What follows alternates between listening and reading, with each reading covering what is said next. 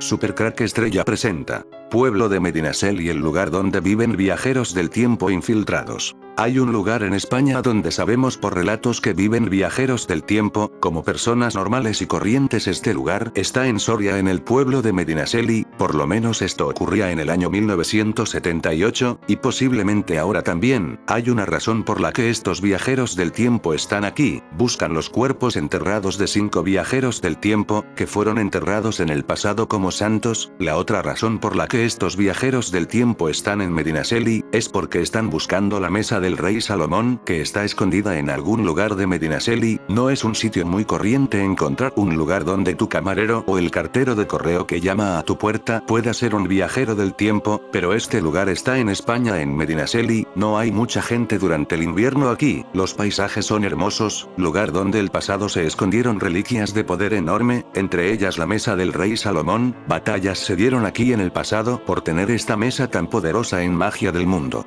No sé, hay un aire de misterio en este punto, pero cuidado con estos viajeros del tiempo, que son muy parecidos a lo que nosotros conocemos como vampiros, así que Medinaceli es un buen lugar si busca el gran misterio, algo así como la gran búsqueda del Santo Grial, un pueblo al que nadie puso sus ojos hasta el día de este video. No es esta la única leyenda que adorna la historia de la villa. Aquí se asegura que el famoso Almansor encontró el descanso eterno. También en estas inmediaciones el Cid mantiene un recuerdo doble: por una parte se menciona en uno de los cantares en varias ocasiones la villa, y por otra se asegura como posible lugar de origen del autor anónimo del famoso poema medieval, o así por lo menos lo afirma Ramón Menéndez Pidal. Los cuerpos santos. Otra famosa leyenda que adorna la historia de la también llamada ciudad de Salomón, Madinat al-Selim, es la de los cuerpos santos. La tradición asegura que los cuerpos de los santos salmantinos Arcadio, Pascasio Eutiquiano, Probó y Paulino, llegaron a la villa de forma muy extraña en 610, por lo visto, eran soldados de alta graduación en el ejército del rey de los vándalos, Gensérico, que al no poder convertirlos al arrianismo, decidió martirizarlos en sus dominios norteafricanos. Se cuenta que sus cuerpos llegaron en un carro tirado por 2 bueyes, sin guía, y dirigiéndose a la iglesia de San Román, allí cayeron muertos, con lo que los habitantes de Medina entendieron que en dicho templo quería la providencia que se depositaran aquellos restos.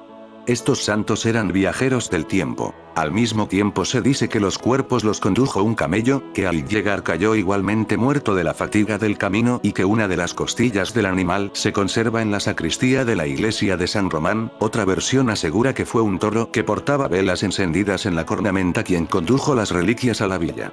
Curioso es que en esta localidad se celebra el toro de júbilo, que precisamente es conocido internacionalmente por enarbolar una cornamenta postiza, sobre la que arden 2 grandes bolas de fuego, una tradición con claras connotaciones paganas, donde se suelta el toro de fuego por las empedradas calles de la villa, en las que se encienden 5 hogueras, para recordar a los 5 mártires salmantinos. Como 5 puntas tiene la estrella conocida como pentáculo, que representa al hombre cuando tiene una punta hacia arriba, o al animal cornudo cuando la tiene hacia abajo. Encontrar la mesa del rey Salomón lleva su tiempo, así que estos viajeros del tiempo, con la ayuda de las élites satánicas, tienen que asentarse en el lugar, y para pasar desapercibidos en el pueblo se les puede dar un trabajo, como por ejemplo camarero. El famoso Almansor era también un viajero del tiempo.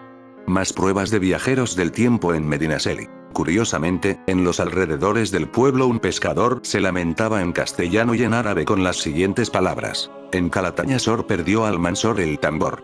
Decían que si alguien se acercaba mucho al pescador, este se desvanecía y aparecía en otro lugar mientras murmuraba las mismas palabras. Sin duda usaba la máquina del tiempo para aparecer de un lugar a otro como por arte de magia. Almansor, otro viajero del tiempo enterrado en Medinaceli. Calatañasor da para mucho. Y si no, que se lo digan a las crónicas bélicas que reinaron los siglos siguientes a la supuesta batalla. En todas ellas se establece esta localidad soriana como punto de partida del enfrentamiento en el año 1000, según se narra en estos textos escritos por obispos. Una vez que Almansor acabó con Santiago, quiso dirigirse de nuevo a Castilla. En el camino se encontró con un gran ejército cristiano, que consiguió hacer frente a sus tropas de tal manera que el caudillo musulmán vio cerca su derrota. Aprovechando la caída de la noche, Almansor se dio a la fuga con su ejército. Fue tal el daño que el bando cristiano provocó en él que el caudillo falleció en Calatañasor al día siguiente, siendo sepultado en Medinaceli. Curiosamente, en los alrededores del pueblo un pescador se lamentaba en castellano y en árabe con las siguientes palabras: en Calatañazor perdió Almansor el tambor.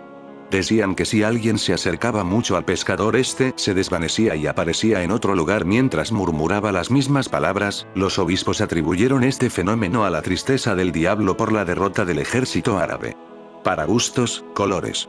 Otra de las versiones que circulan por los libros de historia es el castigo divino contra el ejército de Almansor después de asolar Santiago de Compostela. Una plaga de disentería enviada desde el cielo causó la muerte de gran parte del ejército árabe. Los reinos cristianos se enteraron y enviaron tropas para acabar con Almansor. Como ya es habitual en muchos de los escritos, ambos ejércitos se enfrentaron en Calatañazor. El caudillo árabe se encontraba en clara desventaja numérica y armamentística. La pena por presenciar la muerte de sus tropas se apoderó de él y huyó al valle de Bordecorex. Allí falleció de tristeza y fue sepultado en Medinaceli. Lo que sí parece rigurosamente cierto, es que resultó mortalmente herido durante la batalla de Calatañazor, donde, al decir de la tradición, perdió su atandor. O lo que viene a ser lo mismo, su buena estrella o su fortuna. Rigurosamente cierta, igualmente, es la tradición que persiste en que, muriera o no en Bordecorex, fue enterrado en Medinaceli. Como también es cierto, que un hombre con su envidiable currículum de razzias o campañas militares, Zamora, Barcelona, Coimbra, Sahagún, Santiago de Compostela, Pamplona y San Millán de la Cogolla, por citar, al menos, las más importantes, debió de ser enterrado, como era tradición, con la gran mayoría de los incalculables tesoros acumulados en vida. He aquí, pues, que de igual manera que el tesoro del Rin, el tesoro de los Nibelungos, la tumba de Almansor, nunca ha sido encontrada. A este respecto, parece que la historia se cubre las espaldas con un velo más tupido aún, si cabe, que ese otro impenetrable velo de Isis con el que Madame Blavatsky y su estrecho colaborador, el general Olcott, revistieron los orígenes y fundamentos de la teosofía. Para ser sinceros, apenas existen referencias sobre tan enigmático misterio, a excepción de la leyenda, poética, sin duda, pero terriblemente imprecisa, que sitúa su tumba bajo la cuarta colina situada hacia poniente. Algunos historiadores modernos tienden a aceptar como buenos los planteamientos realizados en los siglos XII, XIII por Rodrigo Jiménez de Rada, arzobispo de Toledo, que tuvo una relevante participación en la batalla de las Navas de Tolosa, acaecida en 1212, y cuyos restos mortales reposan en el cercano monasterio de Santa María de Huerta, que situarían esta debajo del patio del castillo.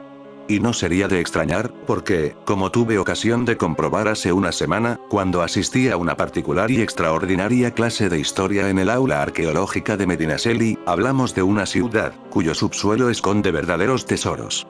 Quien sienta curiosidad por la leyenda, aunque no menos que la gratificante sensación que produce pasear por una ciudad como Medinaceli, comprobará que existen tantas y tantas colinas, que aunque se siente pacientemente a esperar el ocaso, nunca encontrará aquella en especial de que habla la leyenda. Sí encontrará, por otra parte, el armazón sobreviviente del castillo, y aunque vea su puerta de recia madera aparentemente cerrada, que no se inquiete por lo que pueda encontrar si se atreve a empujar esta con su mano y atravesar el umbral. En efecto, observará que sobre el patio del castillo, se encuentra emplazado el cementerio, el cual, por respeto, no aparece en el vídeo que acompaña a la presente entrada. Y ahora yo pregunto. Caso de ser ciertas las suposiciones del arzobispo Jiménez de Rada, ¿tuvieron los ingenieros de Almansor la visión remota de cuál sería el lugar ideal para enterrar a su líder?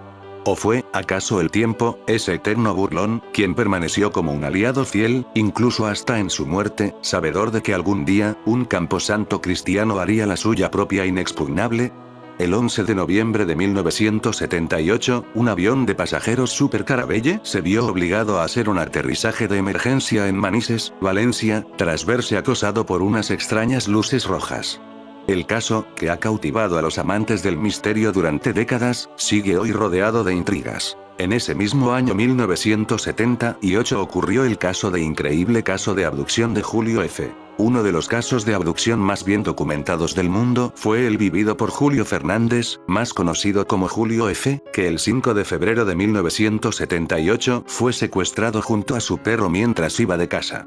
Julio tenía 30 años, y estaba casado y con un hijo. Eso quiere decir que solo hay 9 meses entre caso Manises y la abducción de Julio F. Que estos seres están infiltrados entre nosotros, hasta el punto de que puede ser un camarero.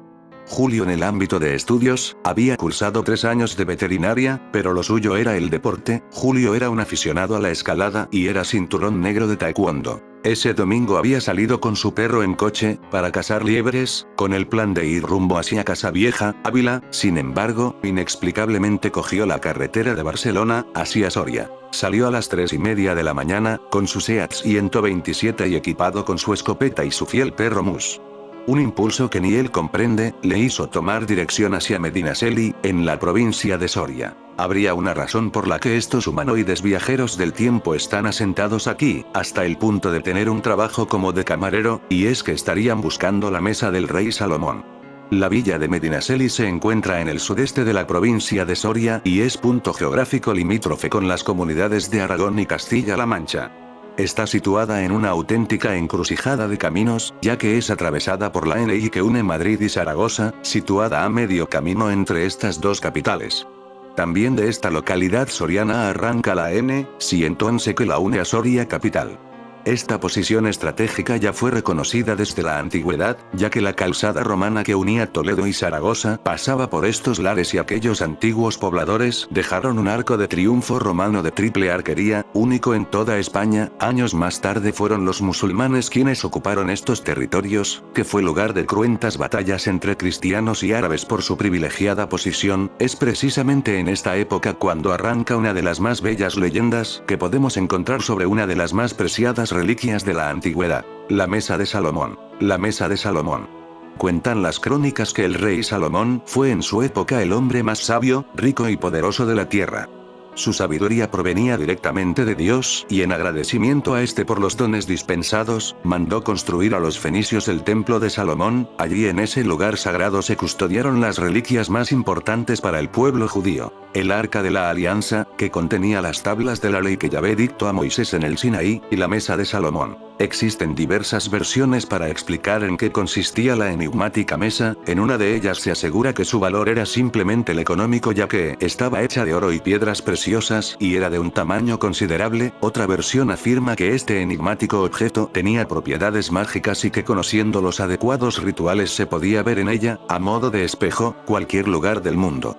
Una versión más asegura que su valor residía en que en ella depositó Salomón el secreto de su sabiduría, el nombre oculto de Dios y las claves secretas para construir su templo.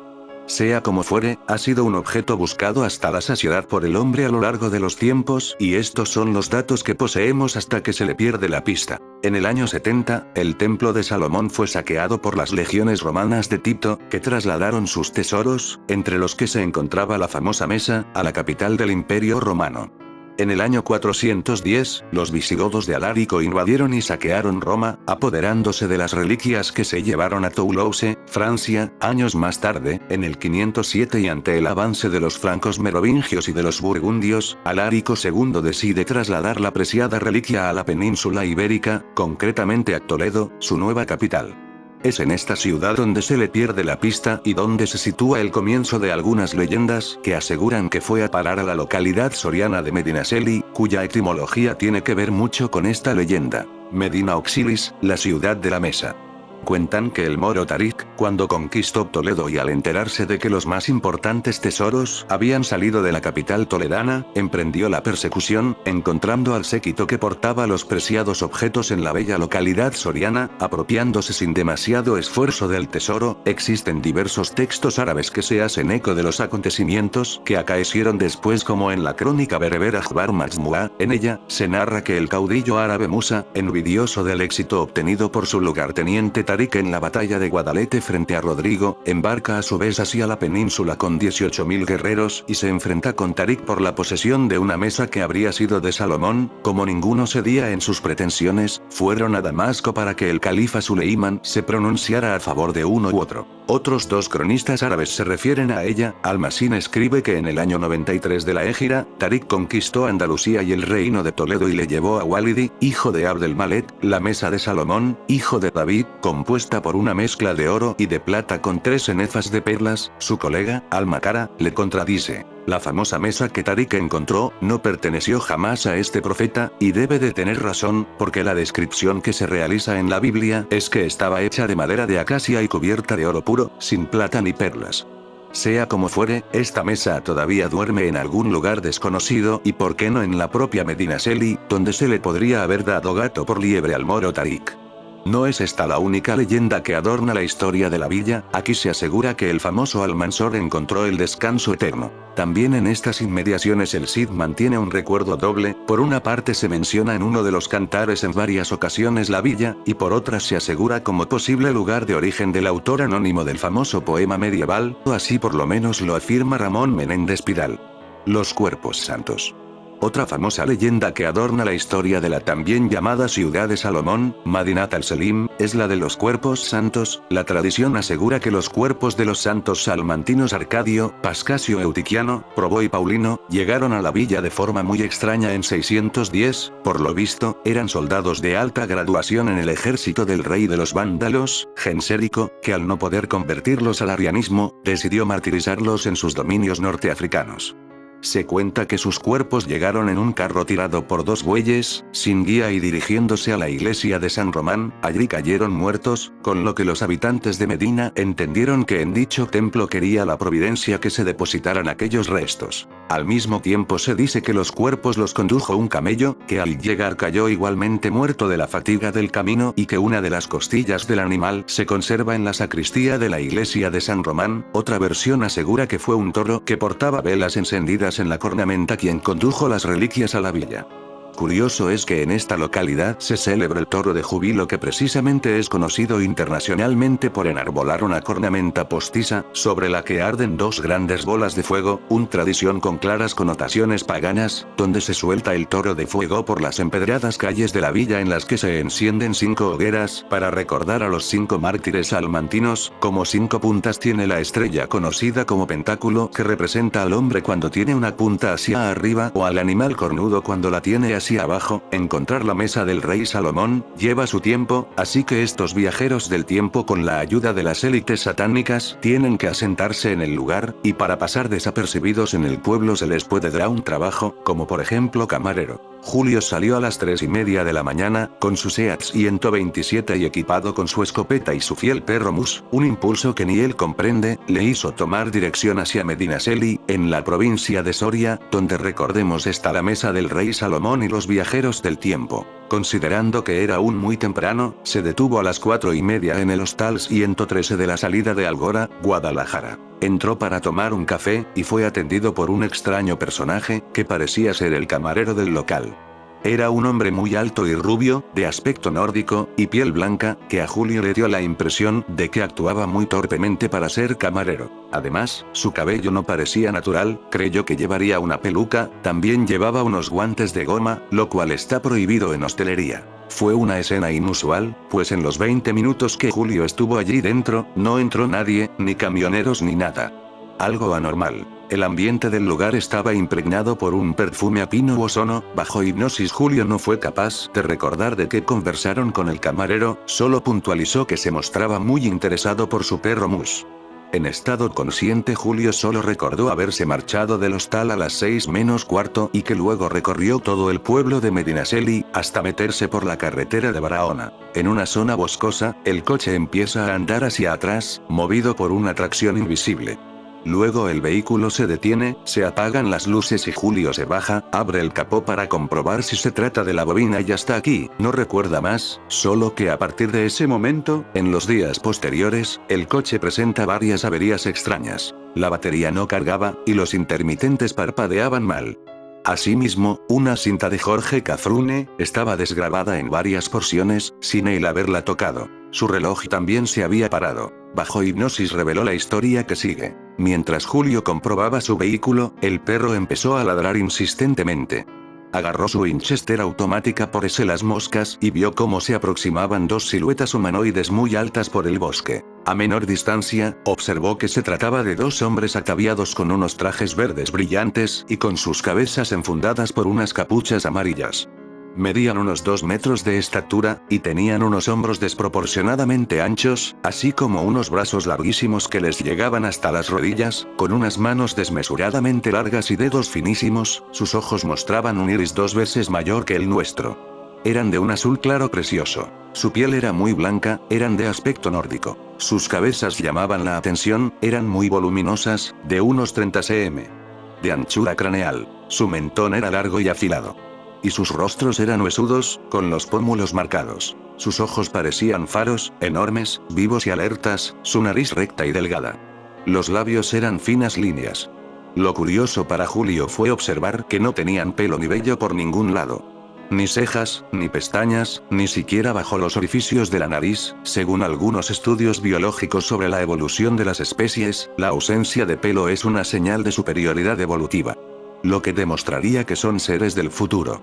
Julio intuyó que no eran humanos, pero en ningún momento se sintió ante seres hostiles. Eran cordiales, amables, inspiraban calma y paz. Se le acercaron y mentalmente le dijeron: tranquilo, no pasa nada. Solo deseamos que nos acompañes, por favor. No le obligaron, solo fue una sugerencia muy sutil. Según él, si les hubiera dicho que no, se hubieran marchado sin rencor y no hubieran insistido. Aquello fue más bien una invitación, y Julio la aceptó. Los seres condujeron a Julio hacia su nave. Caminaban con rapidez y en zonas oscuras, parecían ver muy bien en la oscuridad. Llegaron a la nave, que tenía forma de platillo volante con cúpula incluida, y medía unos 70 metros de diámetro por 15 o 20 metros de alto, y se hallaba bajo un pequeño valle. La mitad de la nave se hallaba encima de un campo de trigo. Aquel enorme armatoste permanecía ingrávido en el aire, a solo 4 metros del suelo. Julio y los dos seres se colocaron bajo la base del objeto. Y su escopeta y navaja fueron atraídas hacia el metal de la nave, como absorbidos por una fuerza magnética. De la parte central del disco, salió un cilindro metálico de 4 metros de alto por 2,5 metros de ancho, por el que subieron y fueron ascendidos hacia el ovni. El perro Mus tuvo que ser llevado a rastras por Julio, estaba aterrado. Desde allí Julio empezó a oler a pino. Una vez arriba, recorrieron 8 metros de pasillo que les llevó a una sala circular, y al extremo de la cual, había otro pasillo, que este era curvado. Allí dentro no había ángulos, las paredes se fundían con el techo, y, además, no había remaches ni piezas añadidas, todo el aparato parecía haber sido hecho con un molde. Una pieza única, sin añadiduras. El olor a pino era intenso, era el mismo aroma que sintió en el bar con ese camarero, lo cual demuestra que ya le hicieron un seguimiento por anticipado, antes de ser llevado al ovni. Ascendieron por una escalera, que al tocarla, Julio notó que era increíblemente fría. Llegaron a una especie de sala de control, de unos 15 metros de diámetro por 5 de alto, donde la luz parecía emanar de todas partes. Era algo impresionante, porque no se veía de dónde salía, y, sin embargo, no había allí dentro ni un solo contorno de sombra, todo era nítido y claro. Había sillones apoyados por una base angulosa, mesas de mandos, un panel de 4 por 4 metros, una mesa adosada a una pantalla que parecía material quirúrgico, y había unas ventanas distribuidas a lo largo del periplo de la sala, eran rectangulares y de cristales ahumados. A través de las ventanas se veía el exterior con una nitidez elevada, cosa imposible porque fuera aún estaba bastante oscuro. Lo que obligó a los investigadores a teorizar que quizá a través del cristal había un dispositivo de infrarrojos. Julio había estado sujetando a Mus todo el rato, pero al entrar en esa sala lo soltó y entonces algunos tripulantes se mostraron algo tensos porque el animal se dedicó a olisquear por todos los rincones, o mejor dicho, por los contornos, porque allí no había rincones, todo era circular o suavemente curvado. Julio le increpó al perro con un grito, llamándole por su nombre, y los seres se quedaron asombrados, quizás por su dominio en la telepatía y falta de costumbre a emplear la voz, y menos chillando. Julio les preguntó de dónde venían, y estos le transmitieron mentalmente la imagen de un 3 y un 7, amén de un par de paréntesis opuestos. Tras esa respuesta, los seres, muy amablemente le piden permiso a Julio para que examinen al perro. Este accedió y los seres subieron a Mus a una especie de mesa quirúrgica. Le hicieron un examen a través de una pantalla parecida a una de rayos X, y luego le sacaron sangre de una de sus patas con una jeringuilla muy curiosa, porque era metálica y la aguja misma formaba parte del conjunto de su estructura de metal. A cada extremo de la jeringuilla había 2 anillas por las que colaban los dedos, y otra anilla más al final del émbolo donde colocaban el dedo pulgar para hacer presión. Julio se quedó de piedra al ver con qué seguridad y maestría, el más alto de los seres, clavó directamente la aguja en la arteria, sin siquiera buscarla. Cuando acabaron con el perro, invitaron a Julio a que pasara por delante de esa pantalla y luego fue conducido hacia otra mesa situada en el centro de la sala. Tras ser invitado a tomar asiento en una de esas sillas rarísimas apoyadas por una punta de metal, sonó un tititi semejante a una alarma que alertó a los tripulantes. Una de 3 pantallas de los paneles se iluminó y apareció un hombre de más de 50 años que parecía ser un alto mando.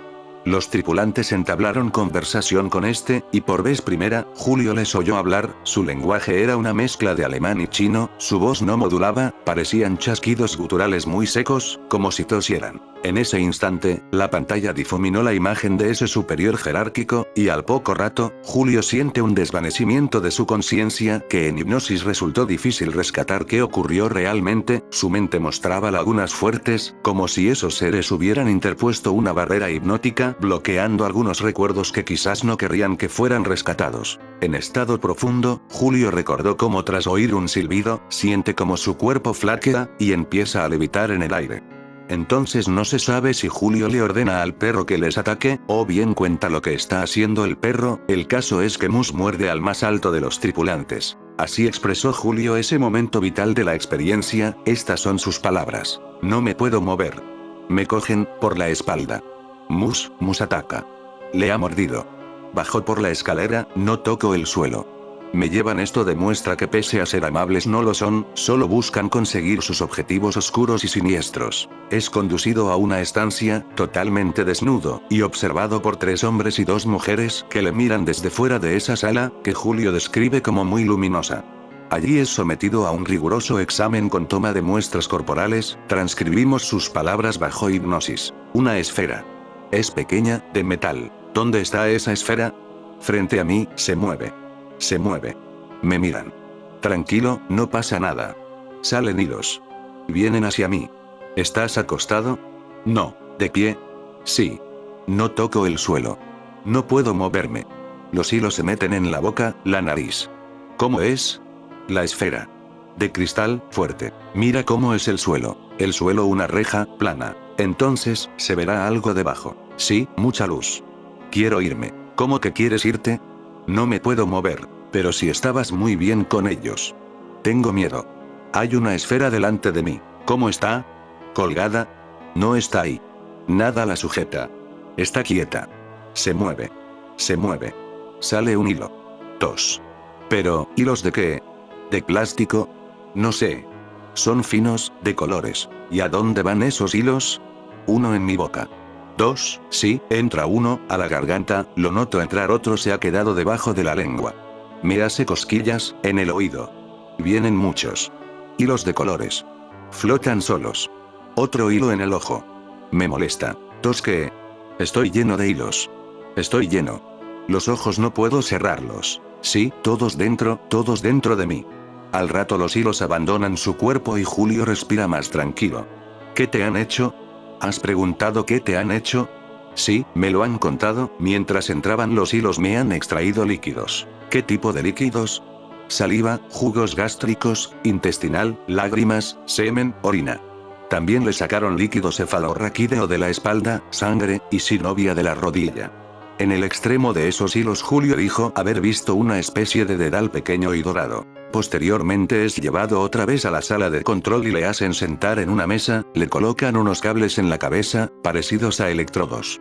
Proceden de igual forma con el perro, al que también fue sometido como él al examen por esos hilos que salían de las esferas flotantes. Luego, siente una vibración y lo ve todo oscuro. Es el clásico efecto de velo negro que padecen los astronautas cuando despegan hacia el espacio. Luego siente una sensación de ingravidez. Según Julio, entonces todos empiezan a flotar, incluido el perro. ¿No ves nada por las ventanas? Está negro. Veo lucecitas. Son estrellas. Me acercan a la ventana, me lo dicen, estamos fuera. Fuera de la Tierra. La veo, la Tierra, muy grande. Estoy orbitando. No tengo peso. Es bellísimo. Parece que se realizó un viaje alrededor de la Tierra.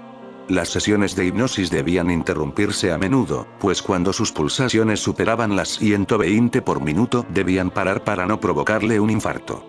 Julio sale de ese estado nebuloso oyendo de nuevo ese silbido, y otra vez se encuentra en la sala circular, con otra segunda retransmisión de la imagen de ese alto mando en esa misma pantalla de proyección. Cuando desaparece otra vez y la pantalla se torna blanca, se le aproxima a uno de los seres y le pregunta para qué sirve la escopeta que lleva colgada en la espalda. Mientras se lo cuenta, el ser llama al resto de tripulantes y todos le escuchan con interés. Cuando Julio les dice que usa el arma para cazar animales, uno de ellos gesticula una mueca de rechazo, como si considerara el acto algo terrible. Luego dejó que la examinaran.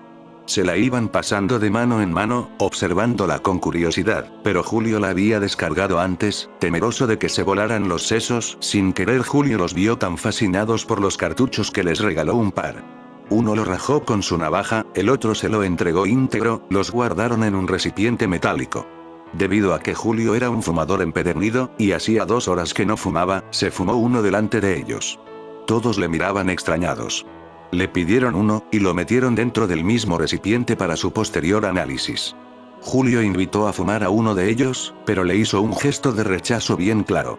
Luego empezaron a hacerle un montón de preguntas sobre el orden jerárquico de nuestra civilización, qué política gobernaba nuestra sociedad, etc. Julio les contó lo que pudo, pero se extrañó de que unos seres tan inteligentes como ellos no estuvieran enterados de esas cosas. Luego le dijeron que podía irse y fue devuelto al bosque. Julio sintió luego pánico de pensar que se habría vuelto loco, dudó sobre lo que había sucedido por lo alucinante que había sido. Cuál no fue su sorpresa que ya en el coche, descubrió la marca del pinchazo de la jeringuilla en la pata de perro Mus. Las sesiones de hipnosis fueron realizadas por el psiquiatra Jesús Durán, el parapsicólogo José Luis Jordán Peña, la hipnóloga Ana Mosso, y el encargado de transcribir el relato bajo hipnosis y de coordinar la investigación del caso fue José Antonio Campaña y su esposa, la doctora Maite Pérez Álvarez. En 1980, Julio fue sometido a la hipnosis de nuevo y se reveló que tuvo otra segunda subida a bordo del OVNI, con esos seres, con viaje foráneo incluido. Más increíble resulta el hecho de que, en múltiples sesiones hipnóticas, Julio actuaba como emisor-receptor de los extraterrestres y suministraba información a los investigadores.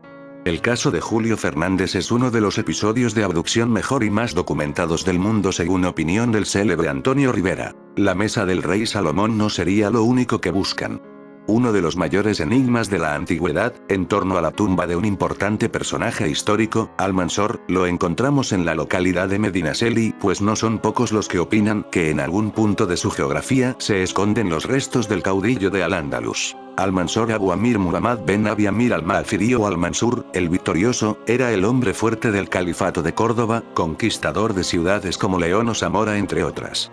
La historia nos dice que Almansor murió cerca de Bordecorex el 10 de agosto de 1200 siendo enterrado en Medinaceli, Soria.